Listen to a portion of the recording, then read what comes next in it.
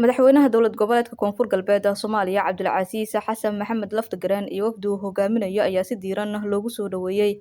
degmada Dinsoor ee gobolka Baay. Madaxweyne Laftagareen ayaa kulan la qaatay qeybaha kala duwan ee bulshada iyo maamulka degmada Dinsoor isaga oo kala hadlay arrimo la xiriira horumarka amniga iyo wada noolaanshaha bulshada. Kulankaasi madaxweynaha ayaa si gaar ah diiradda ugu saaray muhiimadda ay leedahay xoojinta nabadda, horumarka adeega bulshada iyo adkeynta wadajiraynta isaga oo carabka ku adkeeyay in horumar waara uu ku iman karo oo kaliya marka la helo nabad, is-ixtiraam, iskaashi buuxa oo u dhexeeya bulshada iyo hay-adaha dawliga ah. Sidoo kale madaxweyne Laftagareen ayaa ku bogaadiyay shacabka degmada Dinsoor doorka muuqda ee ay ka qaadanayaan ilaalinta amniga iyo nabadeynta iyo taageeridda ay la garab taagan yihiin hay-adaha amniga isaga oo ugu baaqay in la sii xoojiyo dadaalada lagu ilaalinayo midnimada, wadajiraynta iyo xasiloonida bulshada. shacabweynaha degmada Dinsoor sharafay noo tahay inaan maanta soo booqanno magaalada qiimaha leh,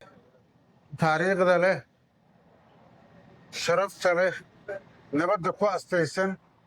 shacab walaalo ah degan yihiin inaan soo booqanno aad iyo aad baan ugu faraxsannahay. safarkan wuxuu ka mid yahay safarradii aan horay u shaacinay oo socday oo loogu kuurgalayay degmooyinka laguna ogaanayay xaaladaha ka jiro iyo daruufahooda iyo horumarka iyo arrimaha gargaarka iyo sida xaalkooda u yahay dadkan ogaanshaheeda ayuu qayb ka ahaa safarka annaga. marka safarkaas weeye sidaasaan inkugu nimid. si gooni ah waxaan ka mahad celinaynaa soo dhoweyntii qiimaha badnayd ee nala soo dhoweeyey oo saqiir iyo kabiirba la soo baxay. dadka degmada dhan kulli ay soo baxeen, ardaydii ay soo baxeen, hooyooyinkii ay soo baxeen, odayaalkii ay soo baxeen, dhaqankii ay soo baxeen, dhallinyaradii ay soo baxeen, qofna uusan magaalada ku harin. aad iyo aad baan inkaga mahad celinaynaa. waa ku mahadsantihiin, sharafayna noo tahay. ma aha markii ugu horraysoo nimaana Dinsoor. saa la socotaan wakhti badanaan ku soo noqonnay, weliba waa barinnay oo habeen baan seexannay oo habeen labaadaan seexannay. intaas waxaan ugu soo noqonaynay oon u seexanaynay waxaa weeye muhiimadda ay leedahay degmada Dinsoor. intaasay ahayd waxaan u soo noqonaynay.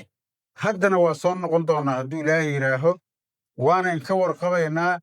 imaatinka annaga iyo aragtida annada iyo howlaha annagana waa inku badan doonaan hadduu ilaahay yidhaaho. intaas kadib waxaan rabaa shacabka reer Dinsoor, oday iyo dhaqanbo, muddadan wax aanan Dinsoor dhaqan u ahayn yaa ku batay oo ku soo noqnoqday. magaciinna in meel xun iyo si xun loo sheego Dinsoor xaq uma laha. qalaad aan dhammaanaynin oo max micno ohoy leedahay aynan jirin.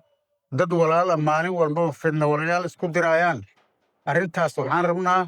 mar dambe inaysan soo noqonin. meel la kala aadaya ma jirto, cid guuraysa ma jirto, dad cusuboo soo degaysa ma jirto. dadkan deegaanka ilaahay baa idinku makaniyey, waa idin deeqaayaa. dad kaloo Soomaaliyadoo kalaad soo dhoweyn kartaan. sideedana degmo iyo magaalo dhisankeeda wuxuu ku jiraa dad kala duwan inay yimaadaan. waxaa la yidhaahaa ilma adeer isma indha buuxiso. haddii dad ilma adeera kelix ay meel degan yihiin, horumar ma leh, taariikh ma leh, wanaag ma leh.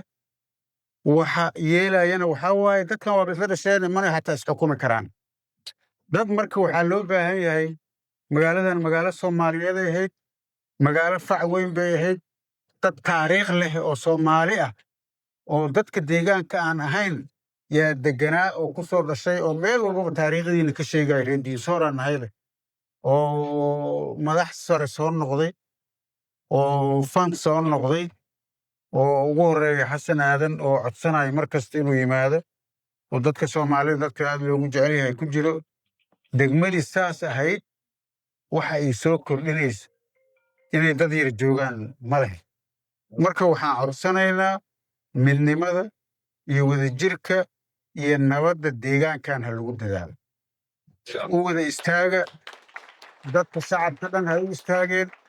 odayaasha ha u istaageen haweenka ha u istaageen ninka fidnada wada oo fidnawalaha gacanta laga qabtaa la yidhaha naga dhexbax fidna ma rabna annaga nabadaan rabnaa fidnadaada meeshaada laad ha nagu soo noqon ha la yidhaha intaas kadib waxaan soo magacownay 5 guddoomiye maxaa loo yeelaya inta adinka 5 guddoomiye liidiin soo magacaabaya degmooyinka qaarkood hal guddoomiyaa jooga oo dhammaystay oo ku soo noqday 5 guddoomiye marka la soo magacaabayo waay guddoomiyaalka ma xumayn sideedaba waxaa la yidhaahaa dad xun ma jiro hoggaankaa xun askar xun ma jirto taliyahoodaa xun qofka maxaa yeelay oo hadda guddoomiyayaalkaas ay ka shaqayn waayaan golo deegaana lagu doortay waa la soo magacaabay waa la qaaday waa la celiyey intaba waxa fashilinayay oy ka shaqayn waayeen oo jidii jaha u diiday dadka deegaankay ahayn diinsooray ahaayeen ayagaa broblem kuwo bannaanka jiro iyo kuwo shabaab ku jiro yaa isticmaalayay dadkii baa la isku diraayey heer waxaa la gaarsiiyey degmadan dadkii joogay la yidhaah ka qaxa qofna yuusan joogin qofna yaan lagu arkin war meesha banneeya kala carara heerkaasaa la gaarsiiyey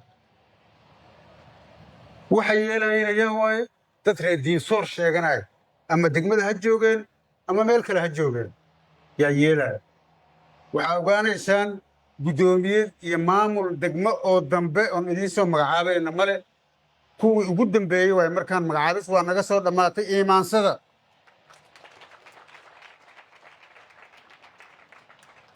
maamulkan cusub la shaqeeya garab istaaga haddaa istiraahaan sidii daraatoo kale nin haddana guddoomiye rabo yaa fidno abuuraayo kanaa la beddelaa ku kalaa ligiin keenaa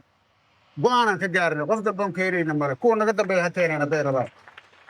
laakiin intaa annaga koonfur galbeed joogno maamulka hadda joogaa sida degmooyinka kale ay yihiin oo kale ina ahaataanaan rabnaa meeqa degmaa joogto qasax dheere waxaan ugu imaaday nin guddoomiye ka ah aniga dhowr sano iga sii horreeyey 7 sanoon joogayna waa joogaa guddoomiyuu ka yar magaalada ugu xasilan oo ugu deggan oo ugu nabadda badan waaye weligeed 2 qabiiloo isku dagaasayna ma dhicin 2 qof oo isu qoontayna ma jiro waajid saasoo kale waaye guddoomiyaha hadda jooga 5 sano uu joogaa 5 guddoomiyaan soo magacaabayna guddoomiyahaasaa jooga oo diinsoor loo soo magacaabaya nabadgelyada iyo xasiloonida iyo deganaanshaha iyo quruxda dadka iyo sida la isugu faraxsan yahay iyo sida gacmaha la isku haysto waa yaabaysaa haddaan ka nimid maxaa marka qasbay diinsoor guddoomiye kastoo la keeno markuu 1 sano ama 6 bilood joogo in laga daba qaatoo la fashiliyo dadka deegaanka waay guddoomiyaha ma xumo waa dadaalaya qof baa xumaan kara 2 xumaan karta laakiin 5 guddoomiye ma xumaan karta war maamulka la shaqeeya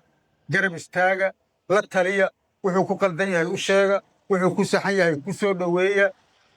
ku samra iimaansada midnimadana ku wada shaqeeya annagana waxaan ballan qaadaynaa inaan degmadan ku soo noqonno waxay xaq u leedahayna aan keenno waxaa ilaahay qadaray mashaariic muhiim ah oo degmadan lahayd in laga fulin waayo meel ay ka dhacday koonfur galbeed ma jirtaan diinsoor mashruuc dadka danguuda oo bulshada muhiim u ah ama ceel la qodaayo ha noqdo ama iskool la dhisaayo ha ma noqdo ama mashaariic kale ha noqotay oo isbaaro loo dhigtay dad mooryaana ay hor fadhiyaan ay leeyihiin ma la dhisaayo waa meesha ugu horreysay ka dhacdo waa ceeb waaye waxaan la keenaayo aniga melihi dhalinyarada iyo ilmaha iyo dadka mustaqbalka leh oo reer diinsoora iskale iskoolka ayagaa dhiganayo saldhigga ayagaa haysta xaruntooda degmada ayagaa iskale war yaynan dhicin mar dambe in jidka loo istaago shaqo socod yaysan dhicin mar dambe amni xumo iyo in lagu abuuro deegaankan mushkilad waxay idiin soo kordhinaysa male aan dib u dhac ahayn dib baa u dhacaysaan dadkaa ka haraysaan deegaanada kalaa ka haraysaan degmooyinka kalaa ka haraysaan ayada oo deegaankan iyo degmadaana lagu yaqaano wanaaggii iyo taariikhdii aan ka soo sheekeeyey maanta ceebay nagu tahay in haddana daliilahaas ay soo baxaan aad iyo aadaan inkaga mahad celinayaa dardaarankaasaan idiin waday xaaladdana waa ogaan doonnaa si guud iyo si gaar ahaaneedbo sharafay ii tahay inaan maanta in soo kormeero idiin imaado oon idan arko daroofihiinna iyo xaaladda guud ee deegaanka ka jirta aan ogaado aad iyo aad baa u mahadsantihiin asalaamu calaykum waraxmatullahi wabarakaatu